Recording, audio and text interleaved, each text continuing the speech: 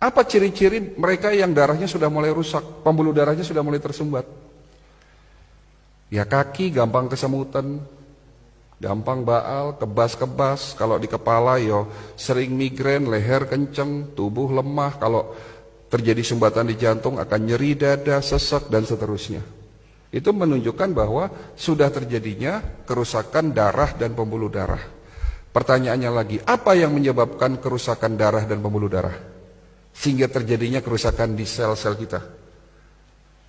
Penyebabnya karena faktor radikal bebas.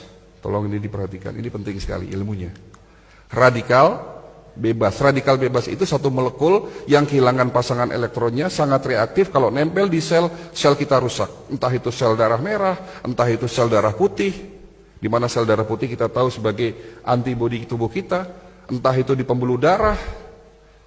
Kalau terjadinya kerusakan di pembuluh darah, ya, akan terjadi peradangan. Ini bahaya sekali. Kalau terjadinya peradangan atau inflamasi terjadi di pembuluh darah kita. Ini yang menyebabkan pembuluh darah kita menjadi rusak.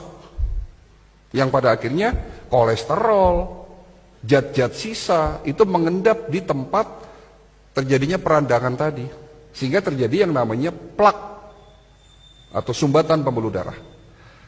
Nah, radikal bebas itu terbentuk akibat proses oksidasi.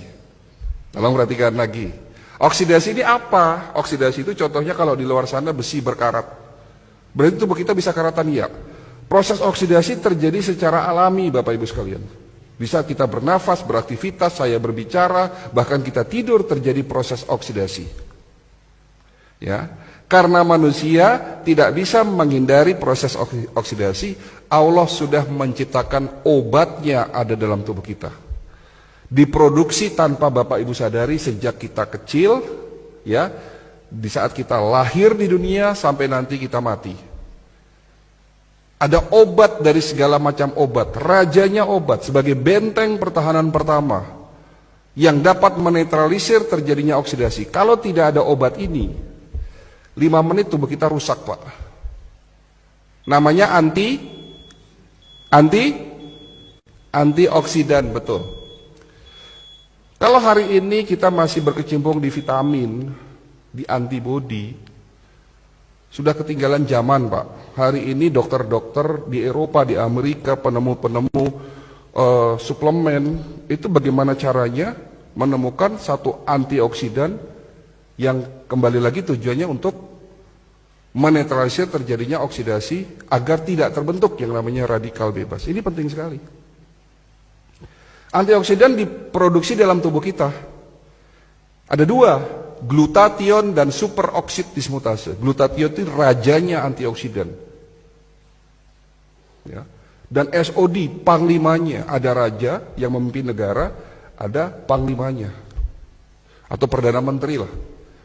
Jadi yang menjaga tubuh kita itu sesungguhnya bukan antibodi. Antibodi itu benteng pertahanan kedua, Pak. Benteng pertahanan pertama namanya antioksidan, glutathione dan superoksid dismutase.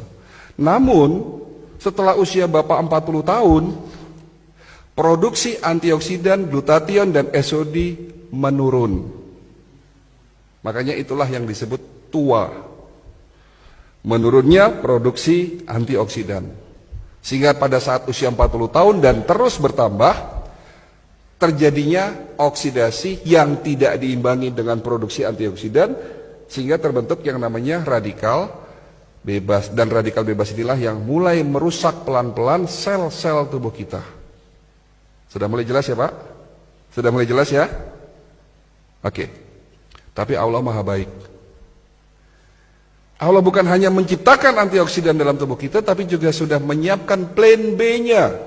Menciptakan antioksidan ada di sekitar kita sebagai obat, sebagai penawar. Ada di mana? Ada di buah dan tanaman herbal. Yang di mana antioksidan itu disebut sebagai prajurit-prajurit antioksidan.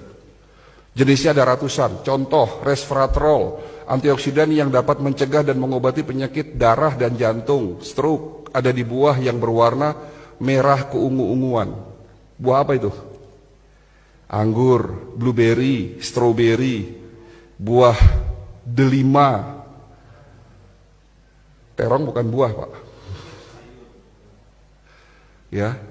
Tapi ada juga buah yang banyak mengandung antioksidan resveratrol. Selain itu juga banyak mengandung antioksidan lainnya.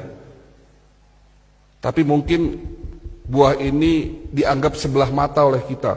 Padahal ini rajanya buah yang ada di Indonesia. Mungkin kalau delima susah, blueberry susah.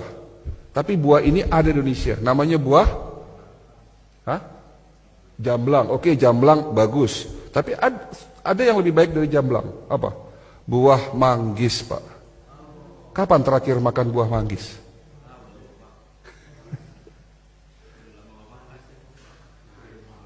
Antioksidan namanya lycopene. Dapat mencegah penyakit prostat. Bapak-bapak yang sudah mulai susah kencing nih. Kencingnya tidak tuntas, netes lama. Kemungkinan sakitnya prostat. Dapat dicegah, diobati oleh lycopene. Ada di mana? Buah tomat dan semangka.